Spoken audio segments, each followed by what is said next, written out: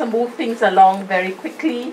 I'm going to invite to give you an overview of the project and the launch of the logo and the website. I'm going to invite Professor Patricia Mohammed.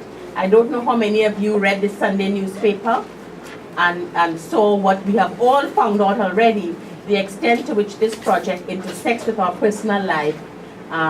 Patricia, Prof. Mohammed, wrote an article on her father who turned 85. And in the article, she reflected on the interface with what he was doing at 85 as an artist, a practicing artist at 85, and the issues in relation to this project. So let us welcome Professor Patricia Mohammed. Good morning, everyone, and thank you, Dr. Morgan, as head of the center, and also a very supportive member of this project.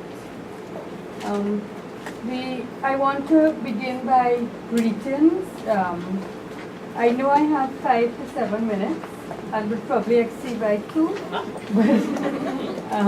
but I've been given the responsibility for quite a few things this morning, but I'll try and move us through very quickly. First, I want to recognize and reinforce greetings to Professor Rhoda Reddock, who is our Deputy Principal of the UWI campus and who has agreed to officially launch us at the end of our briefing to you. To recognize certain people in the audience, I want to recognize everyone, but it is just to pinpoint some people who have made the time to be here today. And among them, Mr. Frank Sudeen, who is our campus librarian, who is again very supportive of everything we do in gender. Mr. Stephen Shepard, who is director of our human resources at UWI, and again he's been involved with us with our gender policy, so very much part of this kind of networking with us. Ms. Jennifer Morales, who is from ILO, not representing ILO, but part of our ILO team. Dr. Gabriel Hussein, who is our senior lecturer at the IGDS, and Dr. Halima Kasim, who works with our planning and development at UWI, but she is involved in gender equally with us.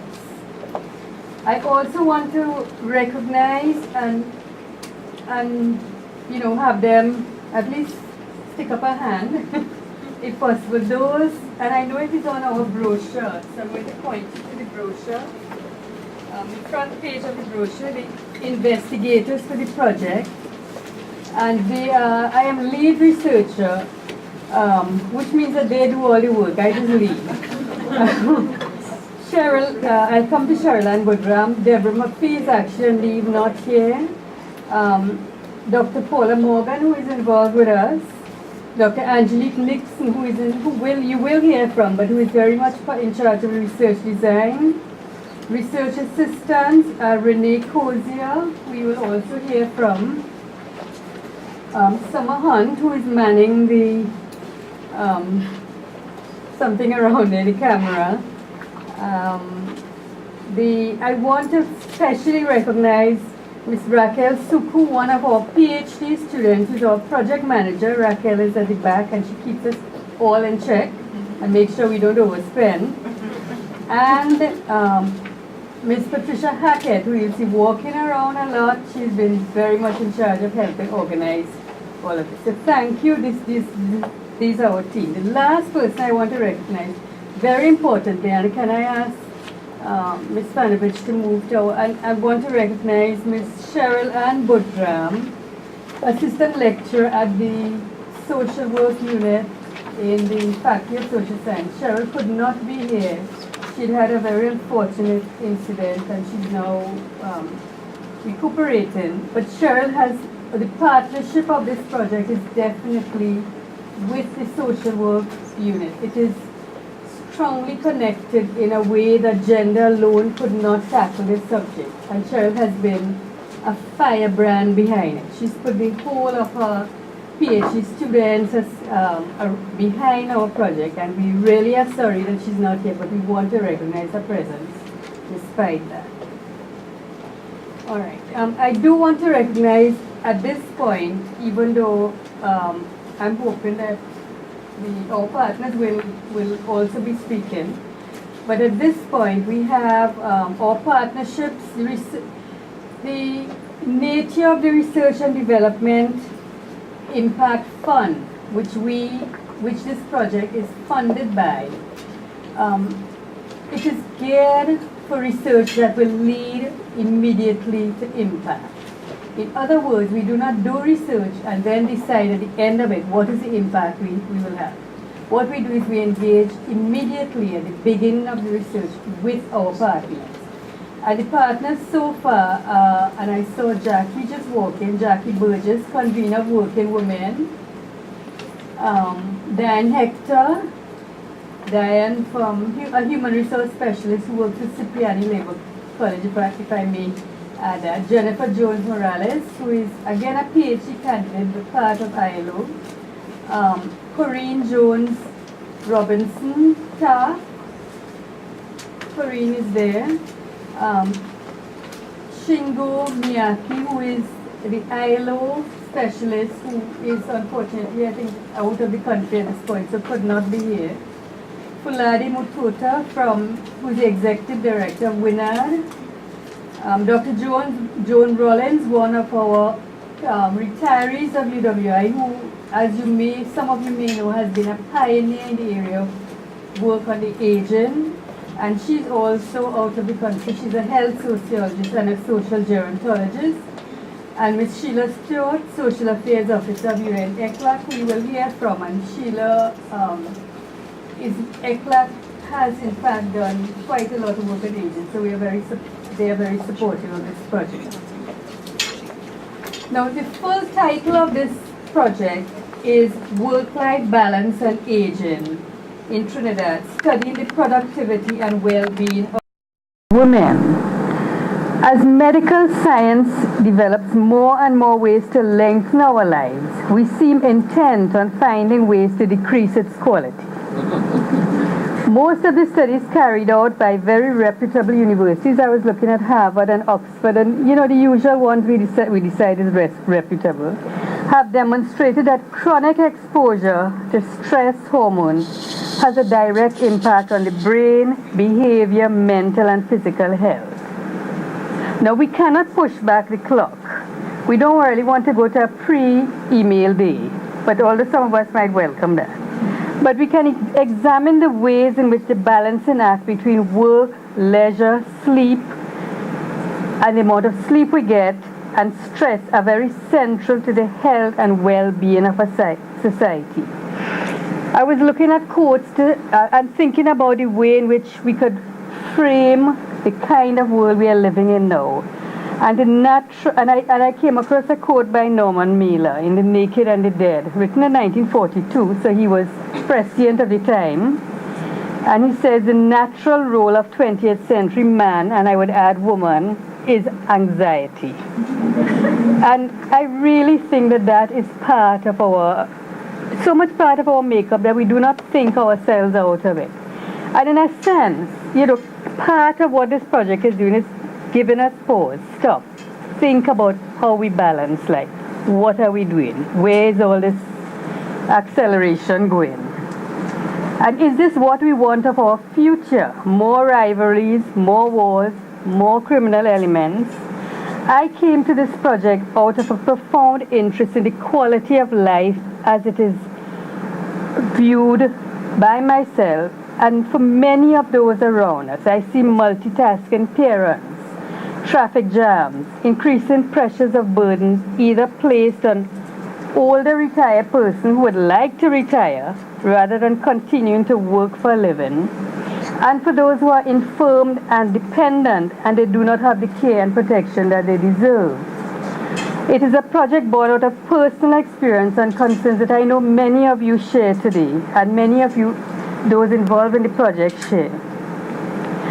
And that partnership, we have come together to work on a project which is already with us. It is not the future again, it is with us. The project examines the experiences of selected groups and individuals of working people, whether they work in homes or not. As feminists, we know that women and people who work in homes, and now those who work, a lot of people choose to work within their homes.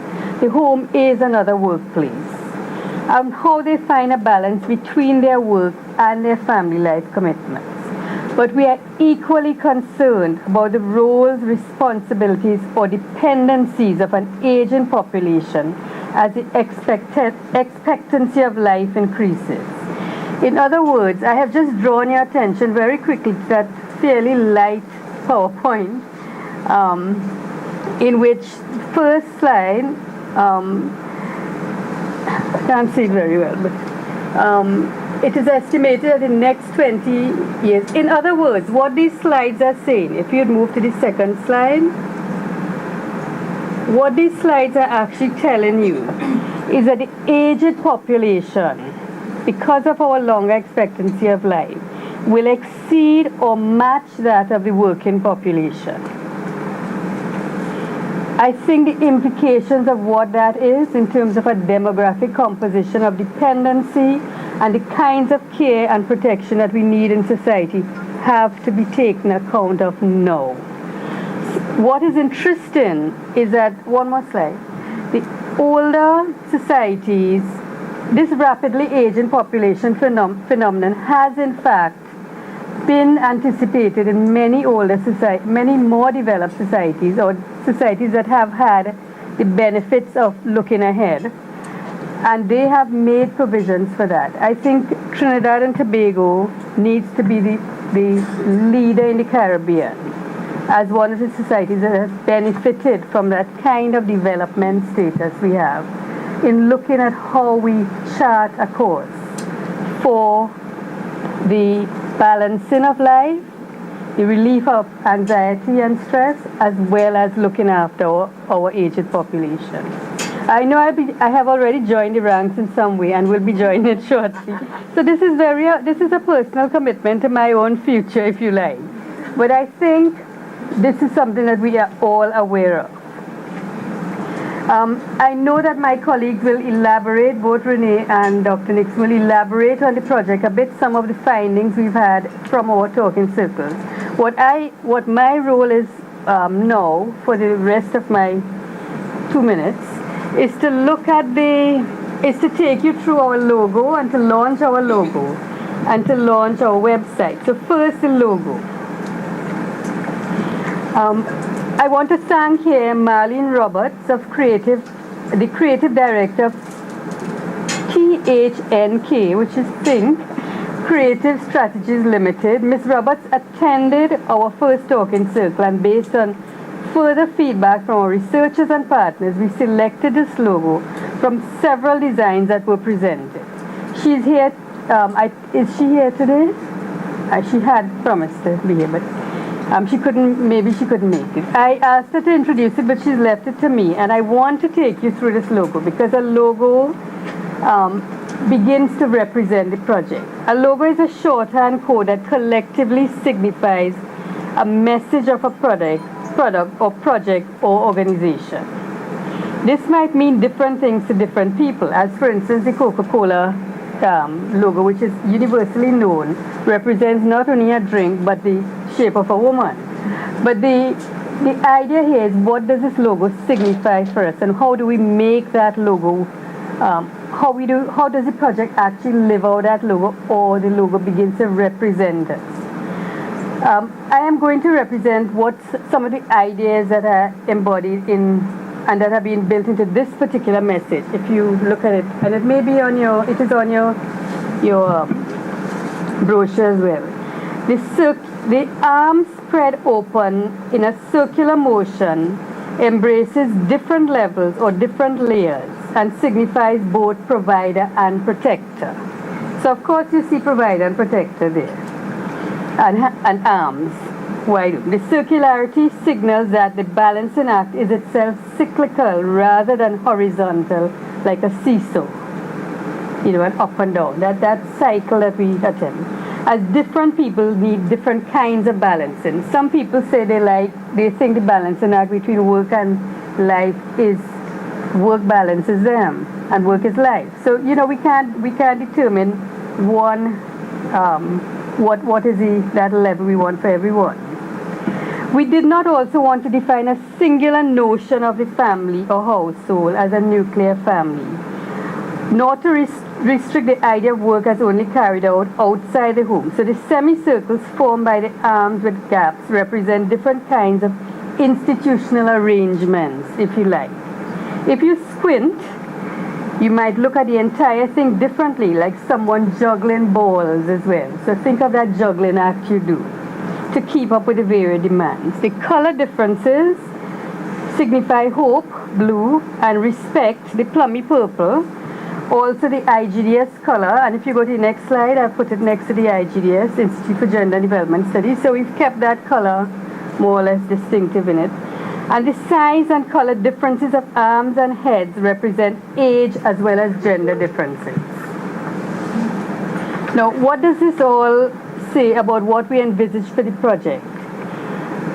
I think as a project that comes out from the Institute for Gender and Development Studies, we are offering another gendered lens on society. Gender has many parts, and in this sense, this component of gender, I think, is about its social conscience of caring and welfare. So I have now convinced you all that the logo is suitable and fitting, right? And so we move, and we had to choose. There was a lot of collaboration about this between partners and staff, and a lot of differences. So I hope we've ameliorated all. And finally, the website, and may we link onto the website.